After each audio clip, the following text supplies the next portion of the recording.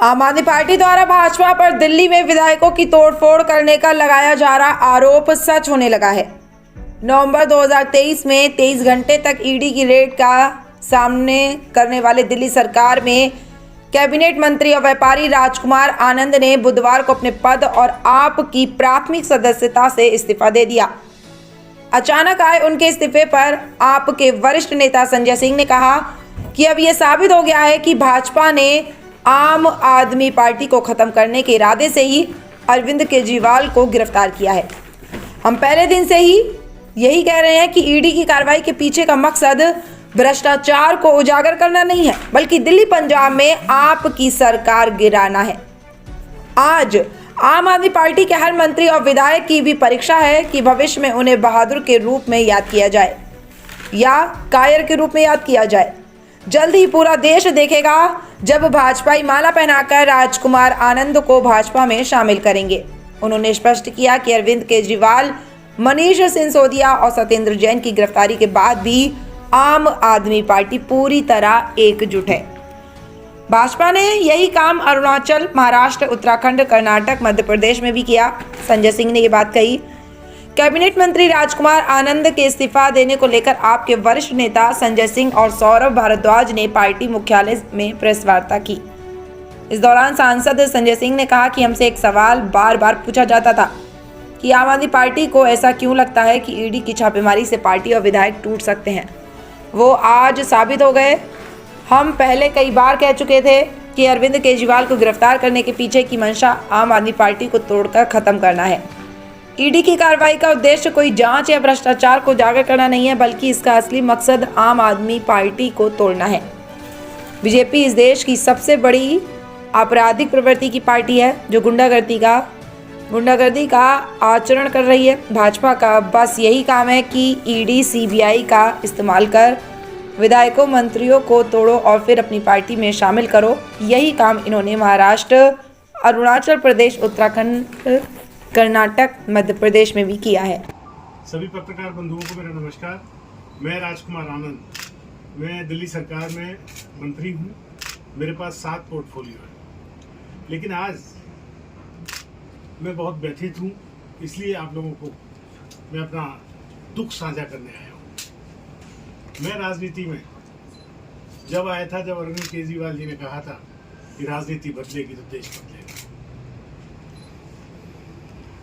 लेकिन आज बड़े अफसोस के साथ कहना पड़ रहा है कि राजनीति तो नहीं बदली, लेकिन राजनेता बदल गए। आम आदमी पार्टी का जन्म ही भ्रष्टाचार के खिलाफ आंदोलन से हुआ था, लेकिन आज ये पार्टी खुद भ्रष्टाचार के दलदल में फंस चुकी है। मेरे लिए मंत्री पद पर रहकर इस सरकार में काम करना असहज हो गया है।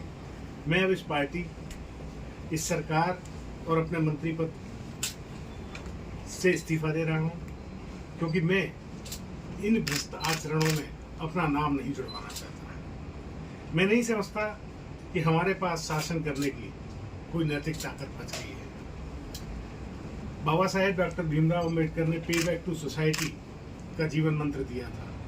उसी की वजह से मैं एक व्यापारी होते हुए भी एनजीओज में आया,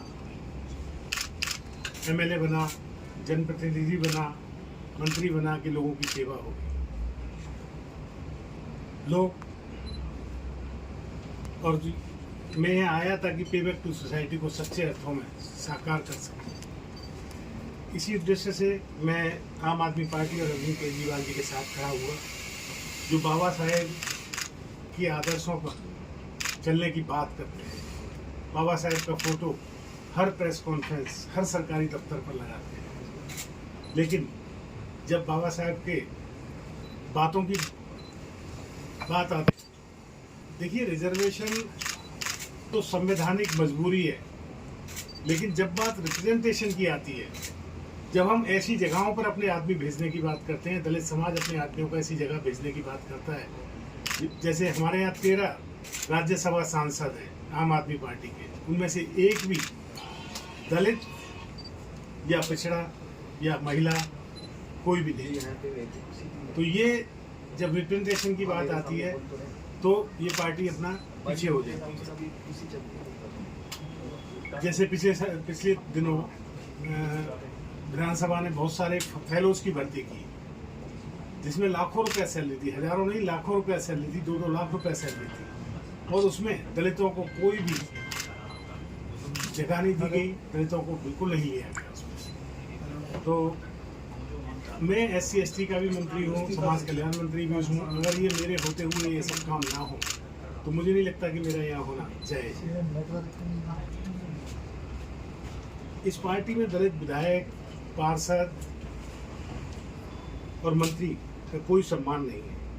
इनके अग्रणी जो नेता हैं उनमें कोई भी दलित नहीं है, कोई भी संगठन में दलित नहीं है, जो ऊंचे संगठन है, किसी राज्य का प्रभारी दलित नहीं है। ऐसे हालात में सब अपने आप को, सभी दलित प्रतिनिधि अपने आप को ठगा हुआ महसूस करते हैं। हालांकि बात ये नहीं है कि मैं ऊंची जाति और नीची जाति की बात कर रहा हूँ। हम सब एक इंक्लूसिव सोसाइटी में रहते हैं। हम सब का एक साझा सब कुछ होना चाहिए, लेकिन रिप्रेजेंटेशन की बात, प्रपोर्शन की बात करना कोई गलत बात नहीं। तो इन सब चीज़ों के साथ मेरा इस पार्टी में रहना बहुत मुश्किल हो गया है। इसलिए मैं आप लोगों के माध्यम से ये सबको बताना चाहता हूँ कि मैं इस पार्टी और अपने मंत्री पद से इस्तीफा देना हूँ। आप सबने मुझे सुना। आपने कब इस्तीफा भेज दिया है? हाँ, मैंने इस्तीफा दिया। सर, आपको क्या लगा कि आप इस्तीफा देने की वजह क्या इसके कारण से? अभी तो मैंने बताया।